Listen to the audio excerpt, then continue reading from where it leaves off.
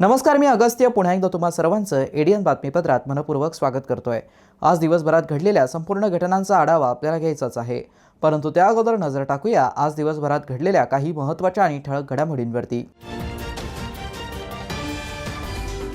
Smart city अंतर्गत मंजूर असले तरीही राज्य सरकारने जबाबदारी घेऊन हे हॉस्पिटल सुरू करण्यासाठी आवश्यक धोरण तसेच निधी उपलब्ध करून दिला पाहिजे, आमदार अंबादास दानवे यांची मागणी। तर आंतरराष्ट्रीय ऑलिम्पिक दिन उत्साहात साजरा, ऑलिम्पिक ज्योत रॅली, क्रीडा प्रात्यक्षिके आणि आंतरराष्ट्रीय खेळाडूंचा गौरव संपन्न। आता बघूया सविस्तर बातम्या। छत्रपती संभाजीनगर येथे 4 मल्टी स्पेशालिटी हॉस्पिटल मंजूर होते, मात्र त्यापैकी फक्त N11 येथील मल्टी स्पेशालिटी हॉस्पिटलची इमारत पूर्ण झाली।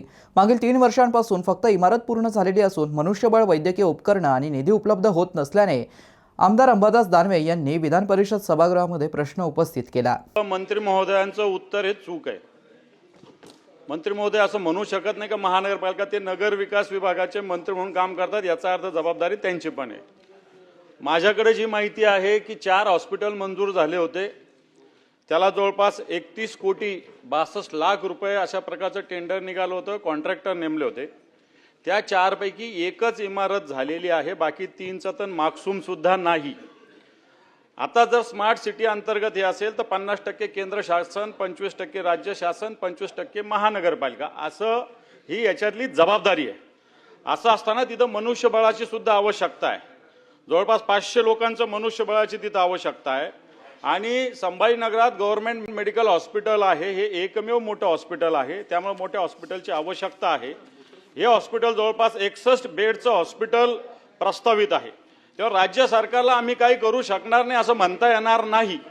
राज्य सरकारला या बाबतीत, कारण याच्यामध्ये अधिकाऱ्यांच्या वेगवेगळ्या धोरणामुळे हे झालेलं आहे। एक कमिशनर येतो, 4 हॉस्पिटल मंजूर करतो, दुसरा कमिशनर येतो, 3 रद्द करतो, आणि नंतर अजून फक्त बांधकाम झालेलं आहे। मेडिकलचा इथं कोणताही संबंध अजून आलेला नाही, ना इन्स्ट्रुमेंट, ना कोणत्याही प्रकारचे फर्निचर, ना इक्विपमेंट, याच्याविषयी कोणतंही अजून काही झालेलं नाही आहे।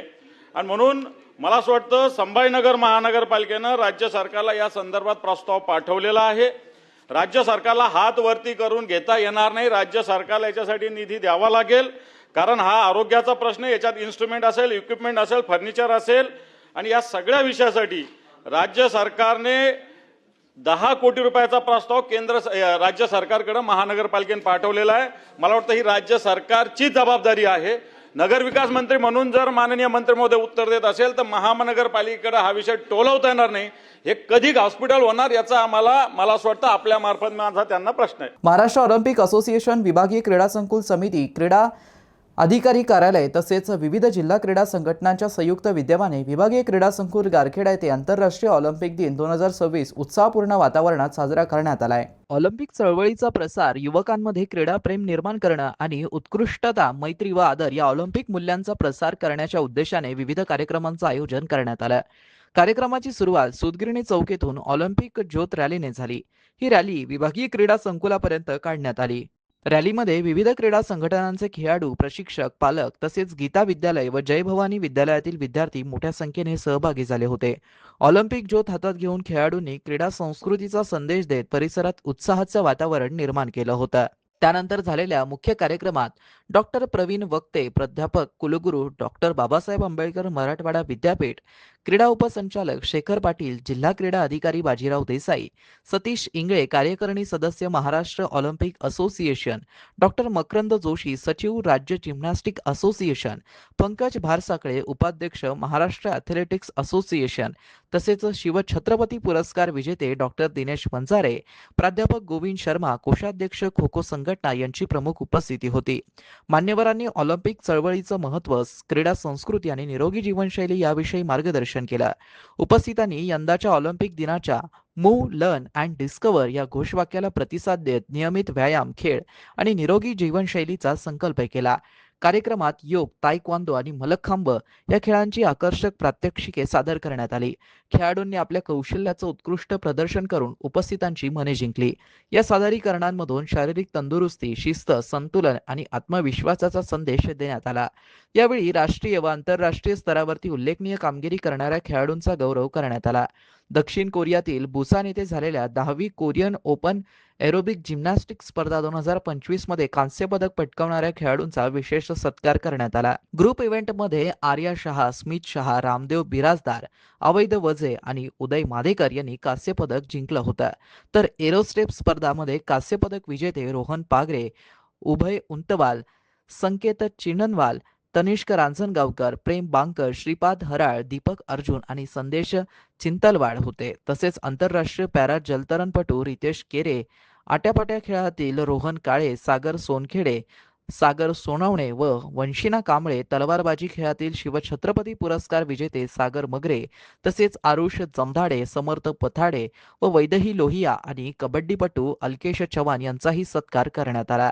कार्यक्रमाचं सूत्रसंचालन डॉक्टर संदीप जगताप यांनी केलं. कार्यक्रमास विविध क्रीडा संघटनांचे पदाधिकारी, प्रशिक्षक, खेळाडू, पालक आणि विद्यार्थ्यांची मोठ्या संख्येने उपस्थिती होती.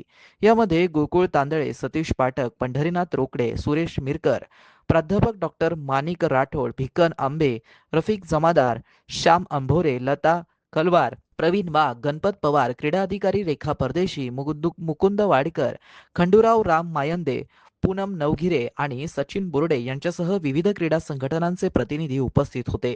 यावेळी वक्त्यांनी खेळ हा केवळ स्पर्धेचा विषय नसून व्यक्तिमत्व विकास, शिस्त, संघभावना आणि राष्ट्रीय एकात्मतेचं प्रभावी माध्यम असल्याचं सांगितलं.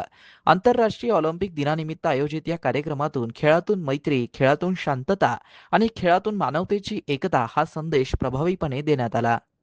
आंतरराष्ट्रीय ऑलिम्पिक दिवस म्हणजेच इंटरनॅशनल ऑलिम्पिक डे जो साजरा करत आहोत, छत्रपती संभाजीनगर येथील क्रीडा उपसंचालक माननीय श्री शेखर पाटील सर, जिल्हा क्रीडा अधिकारी श्री बाजीराव देसाई सर, या शहराचा जो काही क्रीडा वारसा आहे, क्रीडा संस्कृती आहे, हा जरी आपण इथे या मैदानामध्ये या स्पोर्ट्स कॉम्प्लेक्समध्ये साजरा करत असलो तरीही याच्या मागचा उद्दिष्ट हा जो काही संयोजकांनी विशद केलेला आहे त्याकडे विशेष करून आपण लक्ष देणं गरजेचं आहे.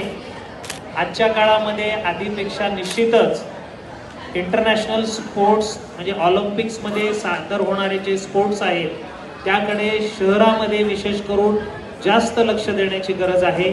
आणि जे सन्माननीय आज इथे माझ्याबरोबर व्यासपीठावर आहेत, निश्चितच त्यांची मनापासूनची भावना ही केवळ व्यासपीठावरच नव्हे तर 24 तास त्यांच्याकडनं प्रयत्न असतो की विविध खेळांमध्ये आपण कशा पद्धतीने शहराचं सादरीकरण जास्त चांगल्या पद्धतीने करू शकू यासाठी प्रयत्नशील असलेले सर्व हे जे क्रीडा शिक्षक आहेत, क्रीडा असोसिएशन्स आहेत, यांना पाठबळ ज्या पद्धतीने आता शेखर पाटील सरांनी सांगितलं की याला कुठे राजस्व किंवा एक राजकीय पाठबळ ज्याला आपण म्हणतो अशा या राजस्वाची गरज असते.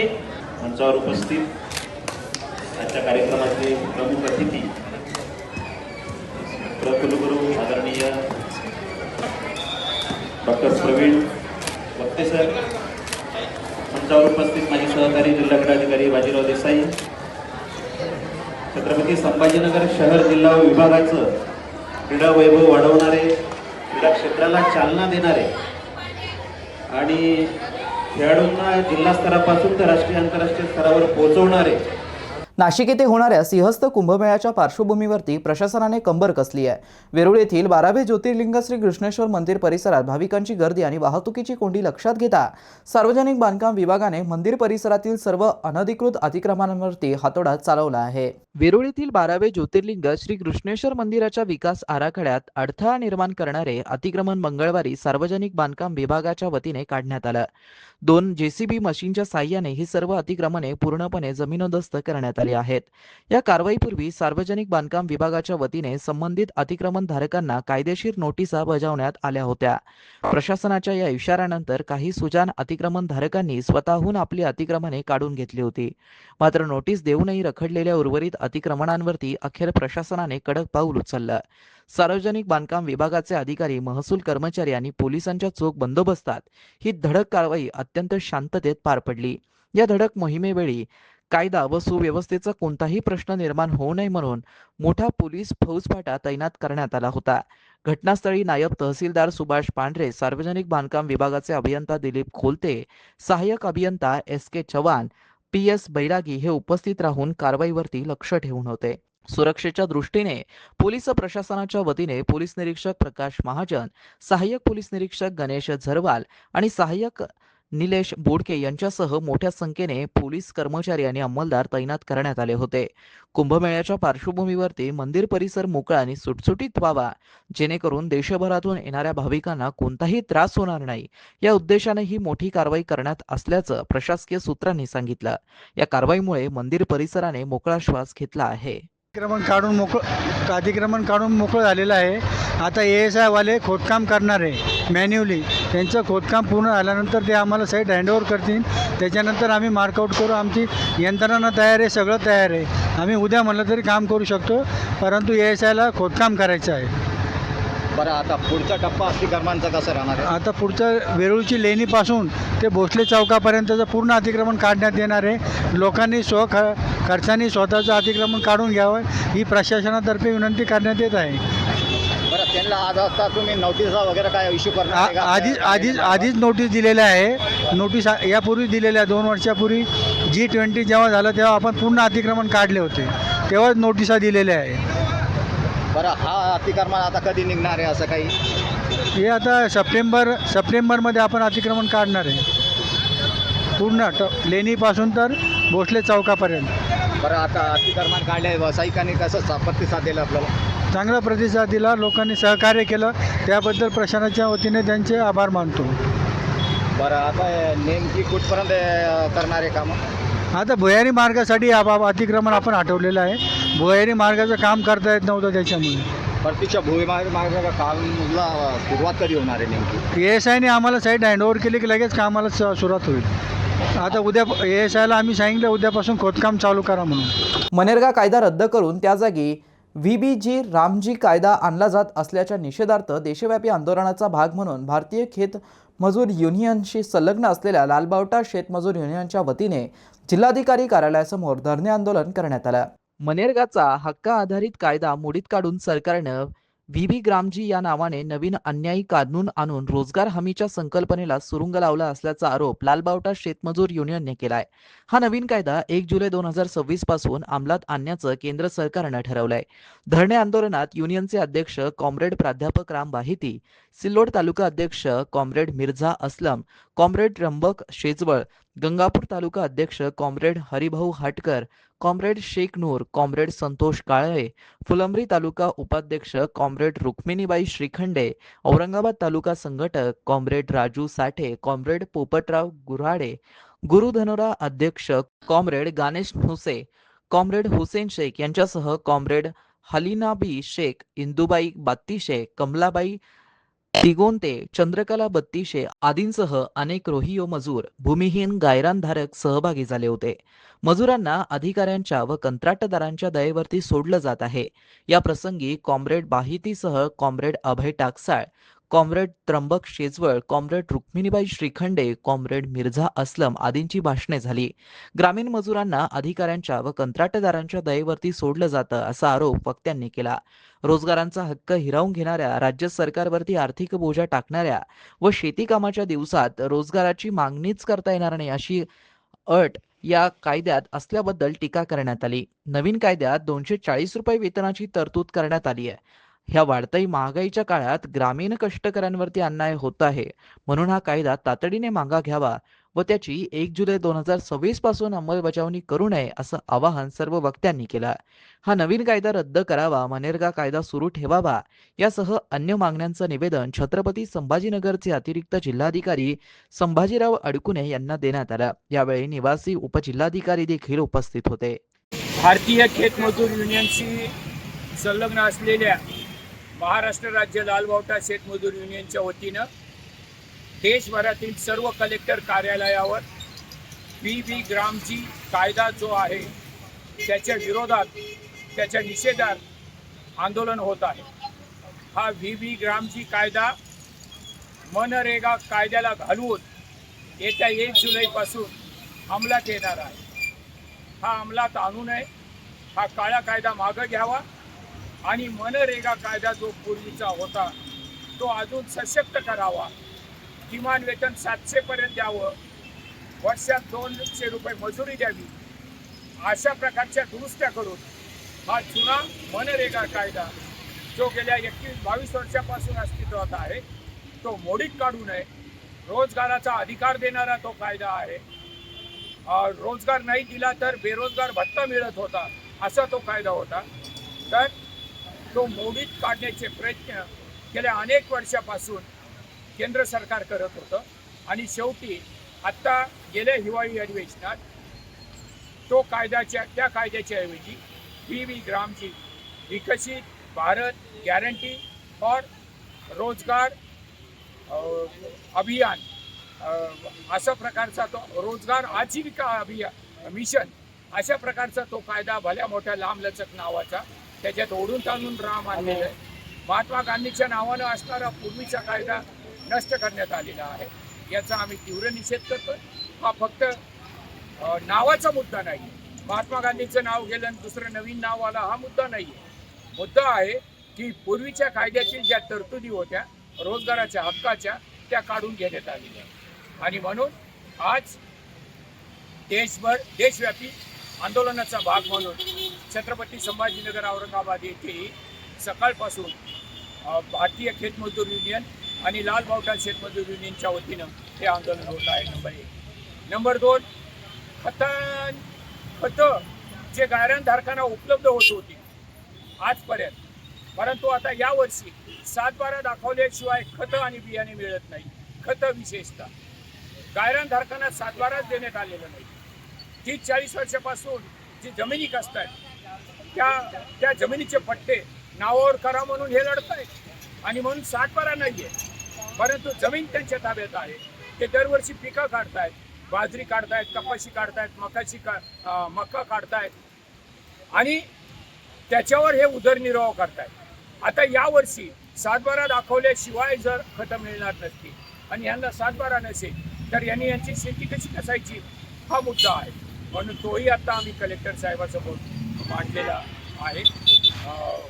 आजच्या या आंदोलनात गेल्या आठवडाभर आम्ही ग्रामीण भागाचे दौरे करून ग्रामपंचायतीवर मोर्चे काढून हे आंदोलन आज संघटित केलेलं आहे. शहरवासियांना एक सुवर्ण संधी. तुम्ही एखादा व्यवसाय करताय का? मग एडियनवरती जाहिरात करा आणि मिळवा व्यवसायात मोठा फायदा. तर वाट कसली बघत आहात? आत्ताच खाली दिसत असलेल्या नंबरवरती संपर्क करा. आपल्याला अजूनही काही बातम्यांचा आढावा घ्यायचा आहे, परंतु इथे वेळ झाली आहे एका छोट्याशा ब्रेकची. कुठे जाऊ नका, पाहत रहा एडियन न्यूज.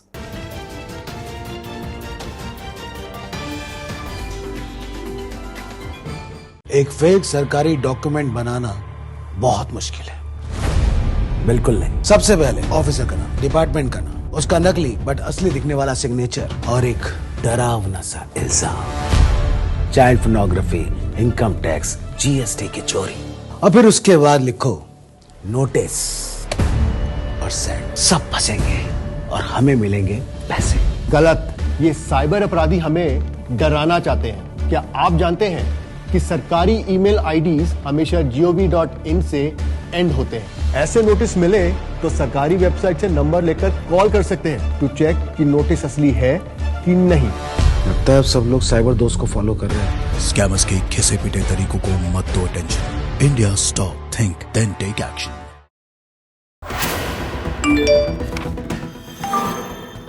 शाम तक आपकी बिजली कट जाएगी।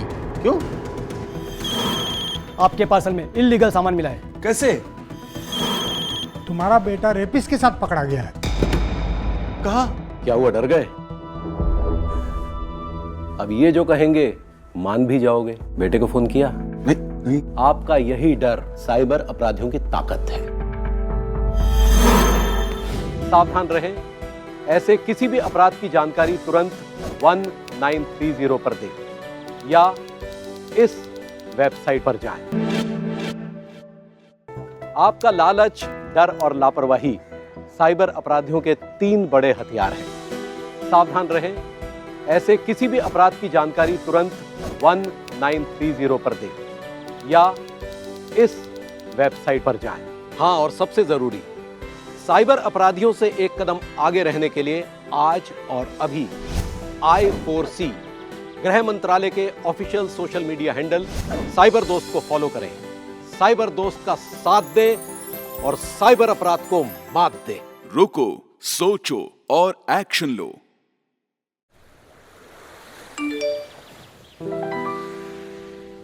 Ma'am your pre approved loan. अच्छा, लॉटरी इस लिंक पर क्लिक करते ही तुरंत पैसे मिल जाएंगे। बिल्कुल मैम। अरे वाह, मेरा पैसा डबल हो जाएगा। जी बिल्कुल मैम। जागिए मैडम, ये लुभावने और लालच भरे ऑफर्स ही हमारी कमजोरी है और इन साइबर अपराधियों की ताकत। आपका लालच, डर और लापरवाही साइबर अपराधियों के 3 बड़े हथियार हैं। सावधान रहें, ऐसे किसी भी अपराध की जानकारी तुरंत 1930 पर दें या इस वेबसाइट पर जाएं।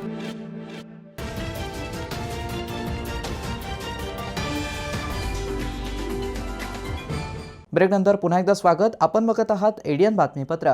शहरातील रस्त्यांवरील पोल शिफ्टिंग व नालेसफाईची कामे तातडीने पूर्ण करा असे निर्देश स्थायी समिती सभापती अनिल बकरे यांनी प्रशासनाला बैठकीत दिले आहे. छत्रपती संभाजीनगर महानगरपालिकेचे स्थायी समिती सभापती अनिल मकरिये यांनी आज महानगरपालिकेच्या विद्युत विभागाचा आढावा घेत शहरातील वाहतुकीस अडथळा ठरणारे रस्त्यांवरील सर्व विद्युत पोल तातडीने स्थलांतरित करण्याचे निर्देश संबंधित अधिकाऱ्यांना दिले.